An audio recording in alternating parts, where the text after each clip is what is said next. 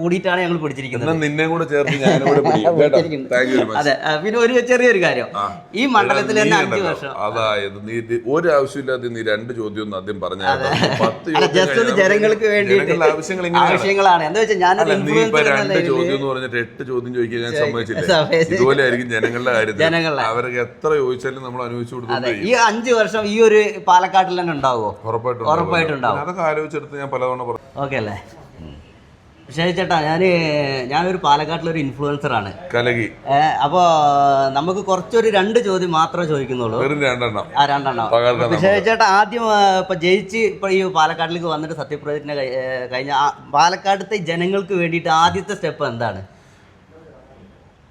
ആദ്യത്തെ സ്റ്റെപ്പ് അവർക്ക് വേണ്ടി നടന്ന ഒരുപാട് കാര്യങ്ങൾ പല ജനങ്ങളും പലതരത്തിൽപ്പെട്ട ആവശ്യങ്ങൾ എന്നോട് ആവശ്യപ്പെട്ടിട്ടുണ്ട്.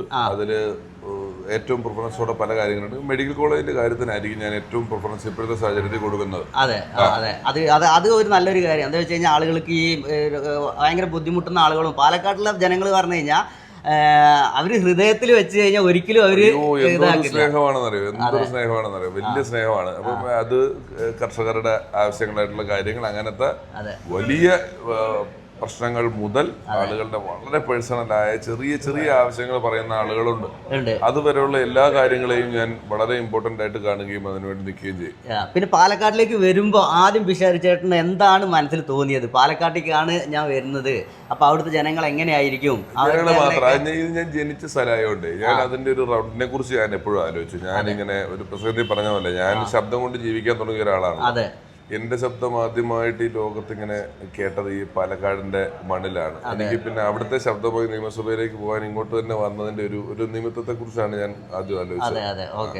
പിന്നെ ഇനി ഒരു ചെറിയൊരു കാര്യം, അപ്പൊ നമ്മള് കുറെ പൈസന്റെ വീഡിയോസും കാര്യങ്ങളും ഒക്കെ ചെയ്തിട്ടുണ്ടായിരുന്നു. അപ്പൊ ഒരുപാട് വയസ്സായ ആളുകൾ, സ്ത്രീകള്, അവർക്കൊക്കെ ഒരുപാട് കഷ്ടപ്പെടുന്ന ആളുകളിനൊക്കെ ഒരുപാട് കണ്ട ഒരാളാണ്. അപ്പൊ അവർക്ക് ഈ ഒരു പെൻഷന്റെ കോൺഗ്രസ് വരുമ്പോ ഈ ഒരു പെൻഷൻ 3000 രൂപ ആക്കും എന്നുള്ള കാര്യം ഉണ്ടായിരുന്നു. അത് അവര് ഭയങ്കര ഒരു സന്തോഷം എടുക്കുന്നത്. ആ ഒരു കാര്യം എങ്ങനെയാണ്? അത് വലിയ സന്തോഷമാണ്.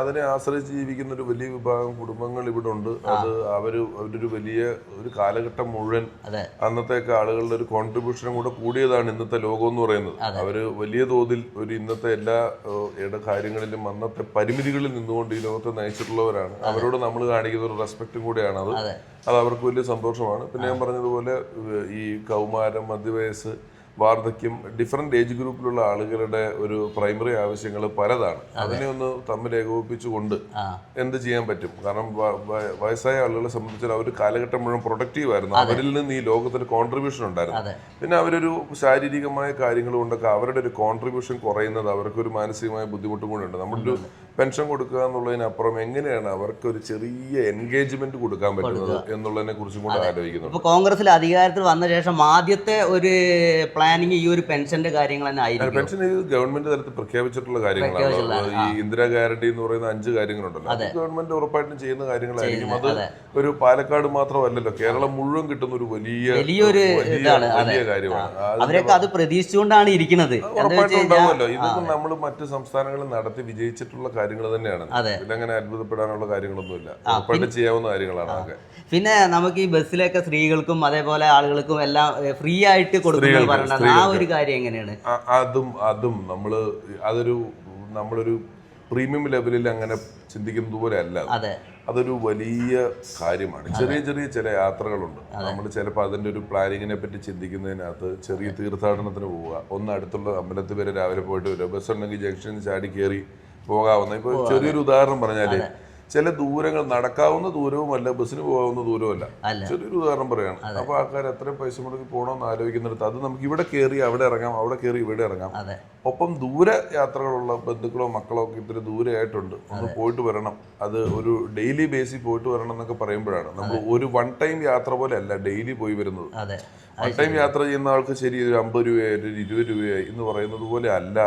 ഒരാൾക്ക് ഒരു ആശുപത്രിയിൽ ഒരാൾ അഡ്മിറ്റായി, നമുക്ക് എല്ലാ ദിവസവും ബ്രേക്ക്ഫാസ്റ്റ് വീട്ടിൽ വന്ന് എടുത്തിട്ട് പോകണം, ഉച്ചയ്ക്ക് ചോറ് വന്ന് എടുത്തിട്ട് പോകണം എന്ന് പറഞ്ഞ് ഒരു 4 പ്രാവശ്യം ഒരു ദിവസം ഒരേ റൂട്ടിൽ ഒരാഴ്ച യാത്ര ചെയ്യേണ്ടി വരുന്ന ഒരാൾക്ക് ഇതിന്റെ ബെനിഫിറ്റ് എന്ന് പറയുന്നത് ഒരു വലിയ തുകയാണ്. അവരെ സംബന്ധിച്ച് അതൊരു വലിയ ആശ്വാസമാണ്. ഉറപ്പായിട്ടും അതിന്റെ ബെനിഫിറ്റ് ഉണ്ടാവും.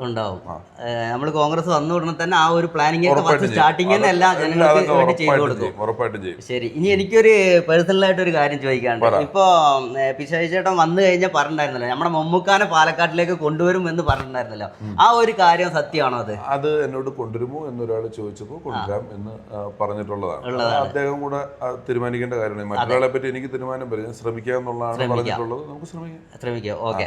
പിന്നെ പിശാചി ചേട്ടൻ പിന്നെ ഒന്ന് ഇവിടുന്ന് എന്തായാലും ജയിക്കും എന്നുള്ളതിൽ യാതൊരു 100% ഞങ്ങൾക്ക് ഗ്യാരണ്ടിയാണ്. എന്താ അവിടെ തൊട്ടല്ലേ പണി തുടങ്ങുന്നത്. ഞങ്ങൾ പാലക്കാട് മറ്റാർക്കും വിട്ടുകൊടുക്കില്ല. ഞങ്ങൾ പാലക്കാടിനെ ചേർത്തി പിടിച്ചിരിക്കുന്ന പറഞ്ഞാൽ പിശാചി ചേട്ടനെ കൂടിയിട്ടാണ് ഞങ്ങൾ പിടിച്ചിരിക്കുന്നത്. നിന്നെ കൂടെ ചേർത്ത് ഞാനും. അതെ. പിന്നെ ഒരു ചെറിയൊരു കാര്യം, ഈ മണ്ഡലത്തിൽ തന്നെ 5 വർഷം അതായത് നീ ഒരു ആവശ്യമില്ലാതെ നീ 2 ചോദ്യം ആദ്യം പറഞ്ഞാൽ ജസ്റ്റ് ഒന്ന് ജനങ്ങൾക്ക് വേണ്ടിയിട്ട് ആവശ്യങ്ങളാണ്. എന്താ വെച്ചാൽ ഞാൻ 2 ചോദ്യം എന്ന് പറഞ്ഞിട്ട് 8 ചോദ്യം ചോദിക്കാൻ ഞാൻ സമ്മതിച്ചില്ല. ഇതുപോലെ ആയിരിക്കും ജനങ്ങളുടെ കാര്യത്തിൽ. അവർക്ക് എത്ര ചോദിച്ചാലും നമ്മൾ അനുഭവിച്ചു കൊടുത്തു. ഈ 5 വർഷം ഈ ഒരു പാലക്കാട്ടിൽ തന്നെ ഉണ്ടാവുമോ? ഉറപ്പായിട്ടുണ്ടാവും. അതൊക്കെ ആലോചിച്ചെടുത്ത് ഞാൻ പലതവണ പറഞ്ഞ കാര്യങ്ങൾ പറ്റുമെങ്കിലേ ഞാൻ ഇങ്ങ് വരാവുള്ളൂ. അല്ലെങ്കിൽ ഞാൻ ഈ പണിക്ക് കയറുന്നത് ഉറപ്പായിട്ടുണ്ടാവും. അതെ. അപ്പൊ 100% ഞങ്ങളും കൂടെ തന്നെ ഉണ്ടാവും. നമ്മൾ ഒന്നിച്ച് നിൽക്കും. എന്തായാലും ഉറപ്പായിട്ട് നമ്മൾ ഒന്നിച്ചങ്ങ് നിൽക്കും. ഓക്കെ. ഗംഭീരാക്കും.